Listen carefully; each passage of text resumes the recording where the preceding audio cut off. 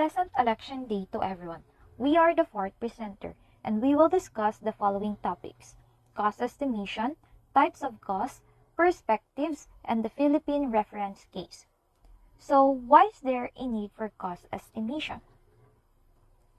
So, to answer that question, cost estimation is essential in planning projects that require significant amount of money. Dire, sa cost estimation, ginadetermine ta ang mga direct, indirect, and other types of costs related sa aton nga project. Then, there will be a calculation and allocation of budget necessary for a successful project. Dire, very need gid ni siya sa aton government, especially when nagaplan sila sa mga healthcare intervention para sa public. Kay balantaman, ang government may ara lang sila limited source of fund. And this fund may comes from mga foreign investors or foreign countries investors or mismo sa mga tax na ginabayadan sang tao. Kad since limited ang gani ang funds ang government, dapat tama gid ang ginalaanan sa aton na kwarta na ginabayadan. Kay if mali ang pag-cost estimate sang isa ka project na tapos na aprobahan siya or na-implement siya, pwedeng on the long run sang project may additional costs, so nagtaas ang ginabayadan.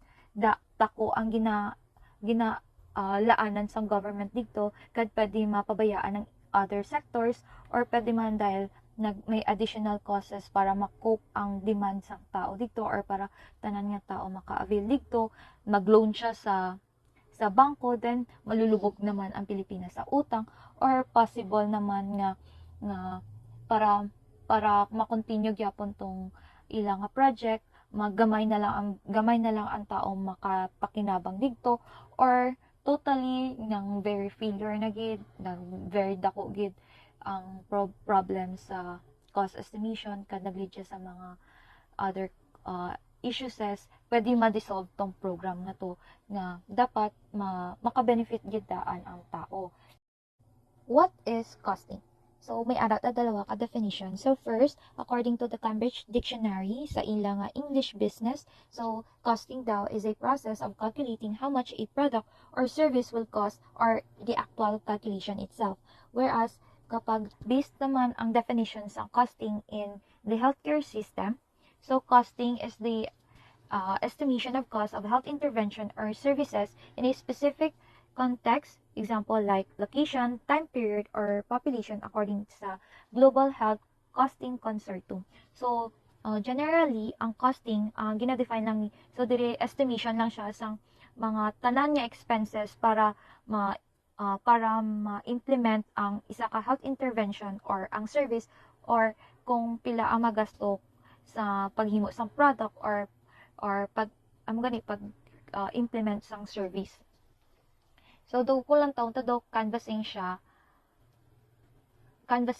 para mabalaan mo kapag gusto mo na gid siya himuon, balaan mo kung pila ang magastos mo, and if dito sa cost estimation mo pa lang balaan mo gali dako gali nga capital ang need mo, tapos hindi pa enough ang money mo, kad balaan man nga hindi gid siya top priority sang nation, so pwede mo siya anay mapagpaliban, or if very need siya sang tao sang Philippines, so nantawan mo kung may possible nga may other alternative ba siya nga pwede mo man siya same effect, same outcome lang pero different lang ang approaches para ma-achieve tong target ta.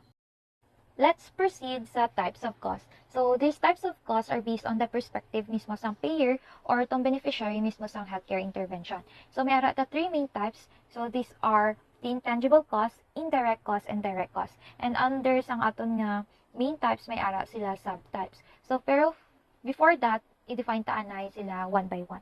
So, intangible cost. From the name itself, intangible, meaning hindi ta ma-exactly describe to siya, kad hindi ta kahatag sang exact value. So, under sa intangible cost, dire mga nabatyagan sang receiver sang aton treatment after na ma-receive niya ang healthcare intervention ng treatment.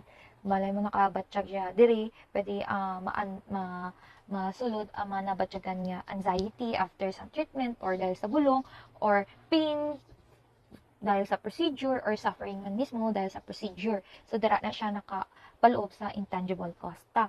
Next, sa direct cost. So, these are the value of lost production because of the reduced working time. So, meaning, sa indirect cost, diri ang nabawas sa ginakita niya everyday dahil sa iya nabatyagan, pwede man nga nagkalagnat siya, since nakalagnat siya tapos na hindi kaulog iyalawa, sakit-sakit. So, kung hindi niya gid makaya ang ginabatsyag niya, kaya nagka-suffer siya sang pain, sang sakit, sang suffering, amo tong intangible cost niya. Tapos, dahil sito wala siya kasulod sa trabaho niya for 2 days, amo tong indirect cost. Ang number of days or amount sang income niya na loss niya dahil nagkasakit siya or nagka-leave siya, amo na sa indirect cost. Sa direct cost naman, these are expenses incurred because of the illness. So, sa direct cost, diri na ang mga nagastos niya dahil sa sakit niya gid mismo. Kad sa direct cost ta mismo, may ara man siya sang subtypes. So, pwede siya maging direct non-healthcare cost or direct healthcare cost. So, sa direct healthcare cost, meaning, amo na gid mismo ning ginagastos niya sa sakit niya, tong mga medical care, kunyari mga analysis sang iya, kunyari nagasakit iya, analysis ang dugo niya or tae niya or ihi niya or etc. or ang hospitalization niya or ambulance nga need gi-transport sa iya palakat sa iban nga hospital kay very critical iya nga conditions sa operations and etc. Dara na siya sa direct healthcare cost. Tanan nga nagastos niya dahil sa sakit niya. Whereas ang direct non-healthcare costs, these are costs of any goods and services used for the provision of healthcare which are not directly provided by the healthcare system. So, dire usually sa direct non-healthcare costs, usually ni mga out-of-the-pocket expenses mismo sang patient or sang family itself niya. Pwede man nga. Hindi, example, di ba sa PhilHealth may healthcare packages niya. Kunyari, sa sakit niya, sa package niya, ang makover lang sa PhilHealth niya is 30K, pero ang iya nga bill nakabot 35K. So, ang extra nga 5K, siya pa mag-shoulder kay ang package lang mismo is 30K. So, ang mga other gastuson niya nga hindi related sa sakit niya, diri ni siya nasali. Kunyari, ang pamasahe sa nagabantay sa iya or pagkaon sa nagabantay sa iya or dara na siya sa direct non-healthcare cost. Next, sa direct healthcare cost may subtypes man siya. Ang variable or material cost, semi-fixed cost, and the fixed cost. So, ang ginamihin sa variable material cost is cost that varies in relation either to the production volume or the amount of services provided. So dire variable dire ng mga ginagamit ta parehas sang mga drugs nga kailangan para mag-operate tong ang services, kaya ang pharmacy service ang hospital, mga products or na mga mga blood donations or mga disposable equipments nga gina-need sa procedures or mga standard operating procedures sa clinics or sa hospital mismo. So sa mga semi-fixed cost naman, these are costs composed of mixture of fixed and variable components. So usually ang best examples ng semi-fixed cost ay isang overtime cost.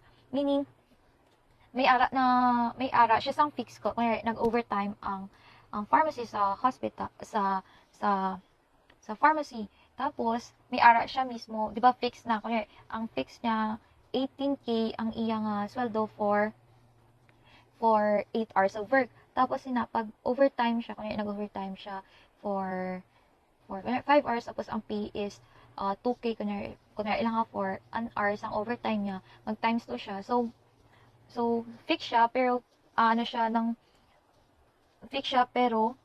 pwede siya mag-change kay may dalawa ka variable, ang time kad ang amount. Muna siya sa semi-fixed cost. Sa fixed cost naman, these are expenses that do not change when sales or the production volume increases or decreases. So diri ara lagi siya mismo. So wala siya nagataas, wala man siya kababa. Constant lang ang iya nga presyo. So ang fixed cost is pwede siya capital cost, labor cost, or overhead cost. Pag ginamintas ang capital cost, amo ni siya pag set up sang services. Kunya ang capital, kunya sa pharmacy, ang pharmacy room, ang capital niya dito kunyari, ang mga tables, ang mga leaflets, mga capital cost na siya. So, labor cost naman, so, dala na labor, mga pang-sweldo, salaries ng workers like pharmacy aide, pharmacy assistant, pharmacy itself, na dira. Sa overhead cost naman, diri naman ang mga ginabayadan para maging operational ang service. Kunyari, ang lighting, heating, meaning mga electricity, tubig, para maging operational ang services. So let's move on to the perspectives. So the types of cost to be considered in an economic evaluation is defined by the perspective of the study, which can be as follows. So ito yung patient perspective, provider perspective, and purchaser perspective under the societal perspective. So in HTA, the societal perspective is one of the key perspectives used to evaluate the value and impact of healthcare interventions. It takes into account various stakeholders, viewpoints, including yun nga, yung sinabi ko kanina, yung patient perspective, provider, and purchaser healthcare payers. So each perspective provides valuable insights into the assessment process. So ang patient perspective, nafo-focus to siya sa understanding ng impact of a healthcare intervention from the patient's point of view. So, sa point of view siya ng patient. So, this includes assessing the intervention's effectiveness in improving patient outcomes, sa quality ng lives, and sa patient satisfaction. So, it considers the patient's preferences, yung kanilang needs, at saka yung mga experiences nila. So, by incorporating the patient perspective, ang HTA, ini-aim niya na ma-ensure that yung intervention are patient-centered and a-address nito yung priorities and values ng mga individuals receiving the healthcare. So, for example, kunwari may bagong medication na ini-evaluate yung through HTA. So, yung patient perspective would consider factors such as the drug's effectiveness in managing symptoms, its potential side effects, yung ease of administration, and its impact doon sa patients sa daily activities and well-being ng ating patient. So, next is the provider perspective. So, ang provider perspective, kinukonsider naman ito yung viewpoint ng healthcare professionals involved dun sa nagde-deliver ng intervention. Yung perspective na to, ini-evaluate niya yung impact ng intervention on healthcare providers' ability na to deliver care effectively and efficiently. So, ina-assess niya yung factors such as the intervention's feasibility, yung ease ng implementation, impact ng workflow, and yung potential benefits for healthcare providers, including yung kanilang improved clinical outcomes, reduced burden, and increased patient safety.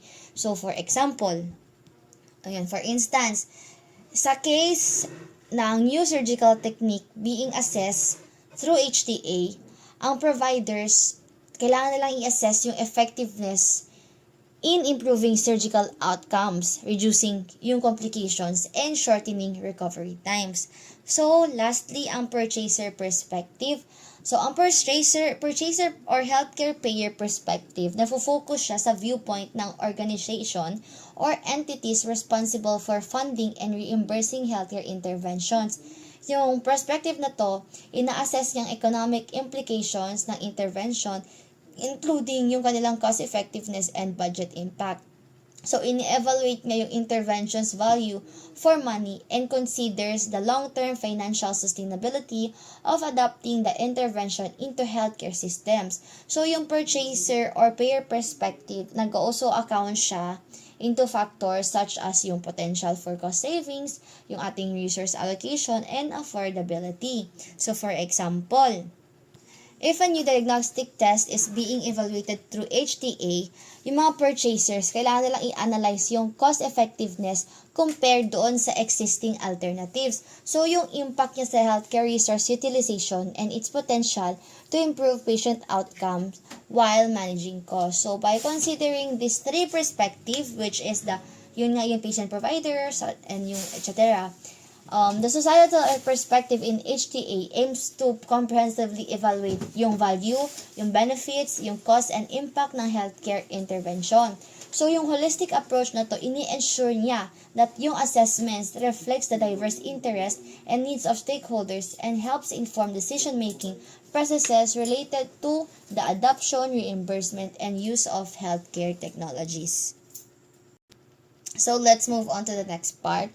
So, ang objective ng section na ito is para mag-guide yung process of measuring the direct healthcare costs that will be used as inputs in the economic evaluation and budget impact analysis, and the non-healthcare cost, which is included on top of direct healthcare cost in estimating the household financial impact of the health technology. So, sa ating direct health cost, meron tayong apat dito. So, first one is to define the method that will be used to estimate resource source. Next is to define the sampling strategy. Next is to define the data source for estimating service use. And lastly is to define the timing data collection. So, sa ating define the method that will be used to estimate resource use.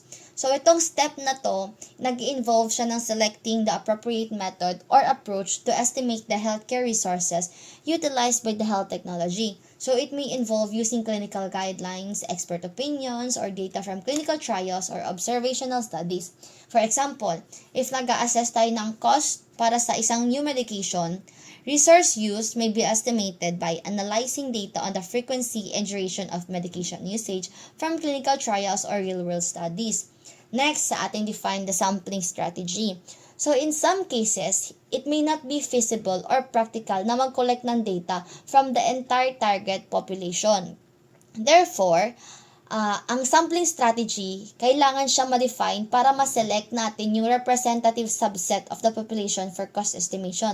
For example, di ba sa mga thesis natin ngayon, need natin ng sampling strategy para alam natin yung gagawin natin doon sa thesis natin, kung paano natin siya mahati-hati, kung ilan yung kailangan i-interview or such. So, this involves determining the sample size, ito na yon, sampling method, and criteria for inclusion or exclusion. So, for instance, when estimating the direct healthcare cost of a new surgical procedure, a sampling strategy may involve selecting a sample of patients who underwent the procedure within a specific time frame and meeting certain criteria such as age or comorbidities. For example, again, sa thesis natin, di ba?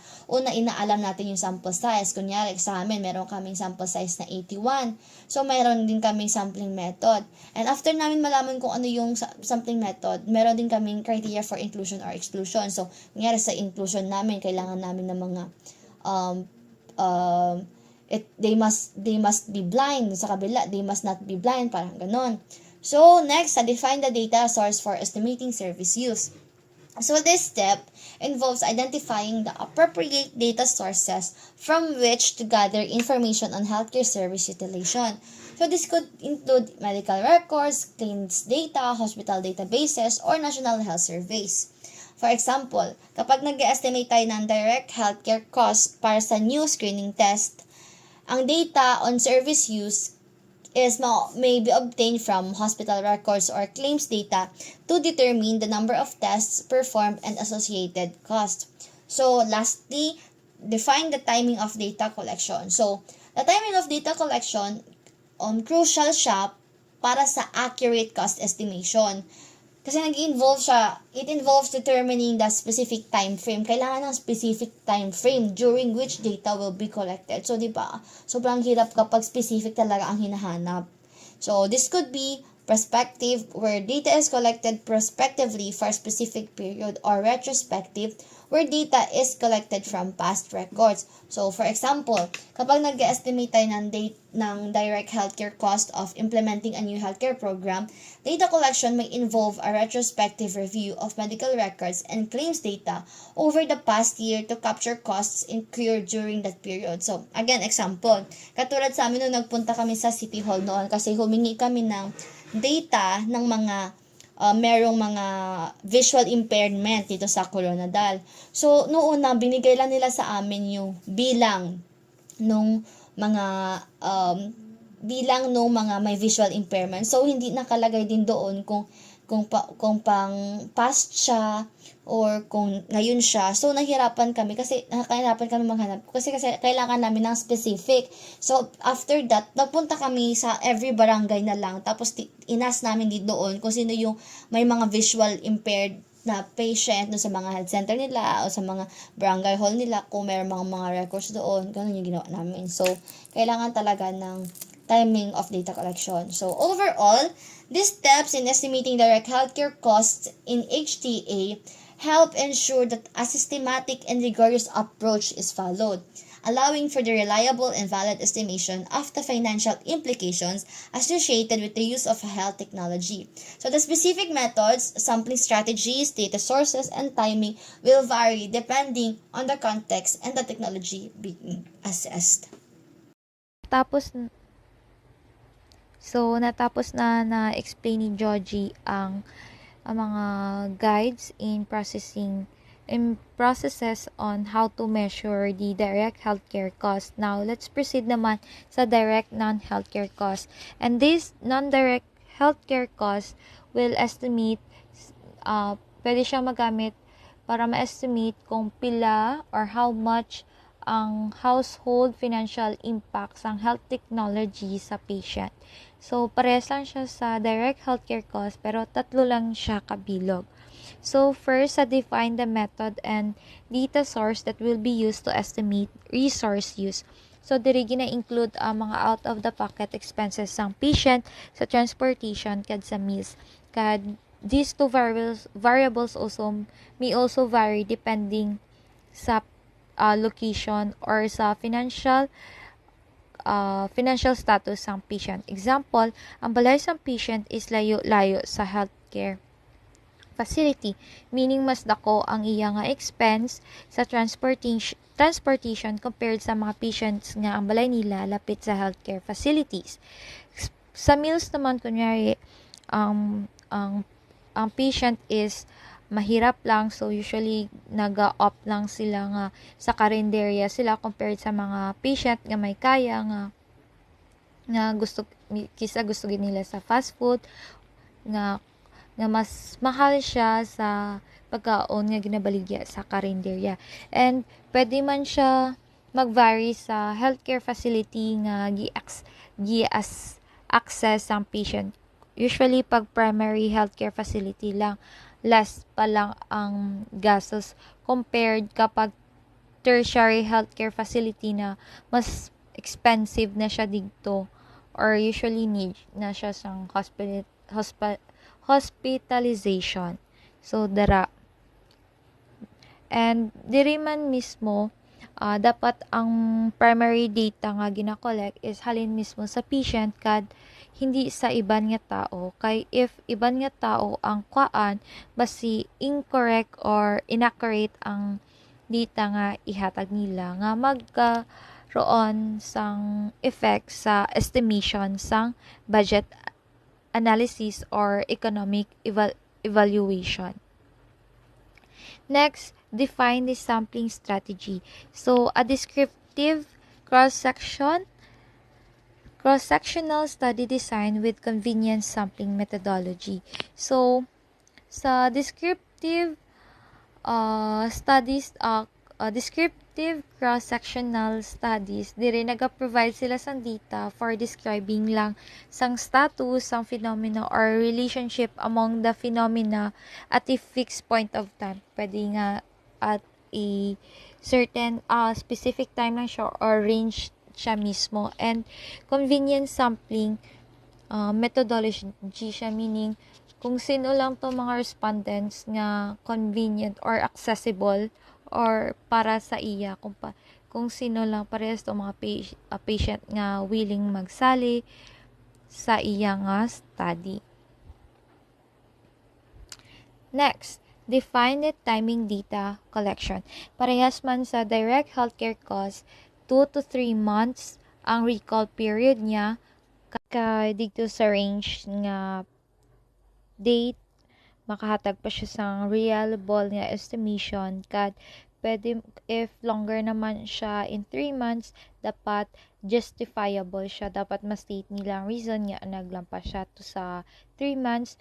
Pero ang time man mismo or ang range ng time, pwede siya mag-vary depending sa kung ano ang gina-test or ginapangita sang researcher. So this time, we move on to the Philippine reference case. In this, the reference case specifies the methodological standards considered by the HTAC in making judgments on the value of the health technologies to patients and wider health system. So in this, it is highlighted to be more specific as it clarifies methods employed by the assessment team. And also, transparency is to be expected in provided by all the stakeholders on all evidentiary requirements, since that the HTAC give this Philippine reference case. So by its meaning, reference case meaning yan yung basis nila in conducting the methods set by the HTAC. So, in making explicit in the concept of the reference case, it is expected that there is consistency in the HTA report submissions. And there is also a clear decision points with the methodological standards set out in the document, the Philippine reference case. However, even if it is ideal to stick or to abide with the reference case analysis as much as possible, it is still recognized that in some cases there are divergence or there are things na i-adjust nila because of for example is inavailability of the data or some emergency situation. So in this case, dapat there is kung ano yung ginamit na other methods apart from this reference case, it must be justified. Ipa-follow up siya, so kailangan siyang i-mention sa report. So we have here the principles in the Philippine reference case for the health economic evaluations, and we have 9. Decision problem, perspective, comparator, measure of health outcome, measurement of cost, time horizon, discounting, heterogeneity, and uncertainty. Let's go first with the decision problem. So in here, the methodological specification, it says that the economic evaluation should clearly specify the rationale behind conducting the study and the policy question in terms of the population, intervention, comparators, outcomes, setting, perspective, and time horizon. So we are done with the discussion about a PCOT, right? With kung ano yung in a certain health technology, there should be identified ang PCOT. So in here, parang specify niya lang talaga na in economic evaluation, dapat nandoon yung rationale why it is necessary to conduct such study. And also, yung mga policy question, kung ba binibigyan ng justifications why it is really important or what is the significance of this. So yun, dapat nandoon yung PCOT, the population of interest, what is the intervention, and what are the comparators, what are the expected meaningful clinical outcomes, what is the setting of that perspective, and the time frame of the specific health technology. Next we have here is perspective. So the cost effectiveness analysis should be preferably be conducted from a publicly funded healthcare payer perspective. So ang ginamin lang dito is let's dissect. Publicly funded, meaning it is funded by the public or by the people in the community. So for example nito, really in the Philippines is a free health. Or in other countries, they have Medicaid, they have military healthcare treatment for that.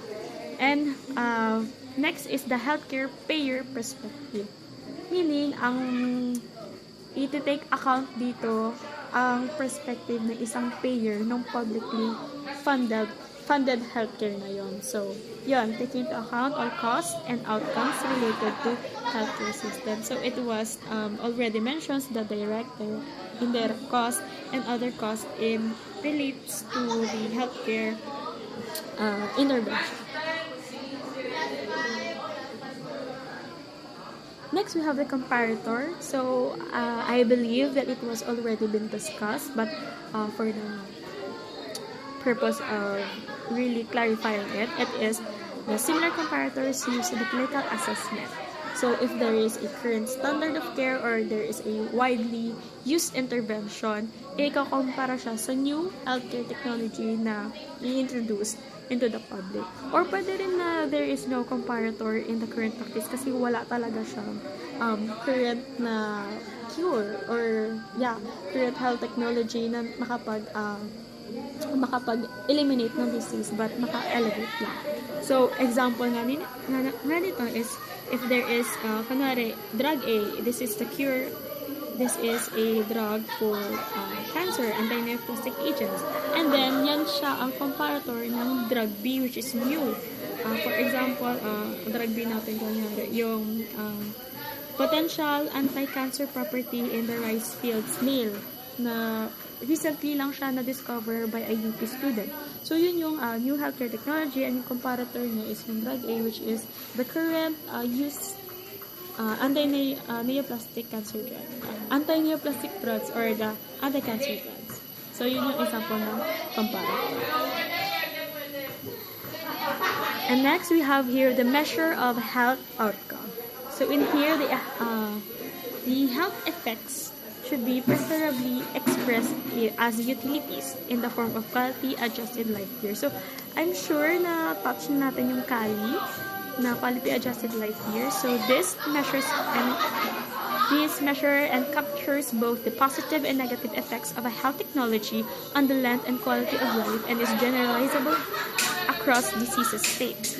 So, its generalizability guides investment decisions by facilitating comparisons across different diseases. So, sa QALY, it is the preferred one because it has a specific societal reference. It has established value set for the Filipino population based on the nationwide study according to the researcher Lam et al. Of 2017.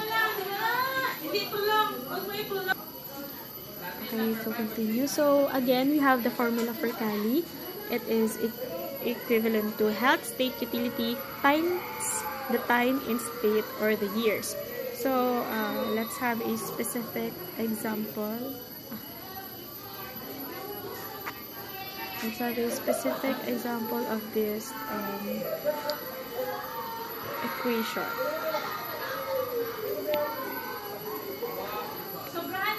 So, we have here the QALY. Itong health state utility or pwede siyang utility value times the time in state or the years. Ayan. So, for example, there is intervention. There's intervention to a person in a disease. And this person lives for 3 years. So, dito, ang kanyang time in state is 3 years. So, this is writing. And then, in accordance with the utility level niya or yung health state utility,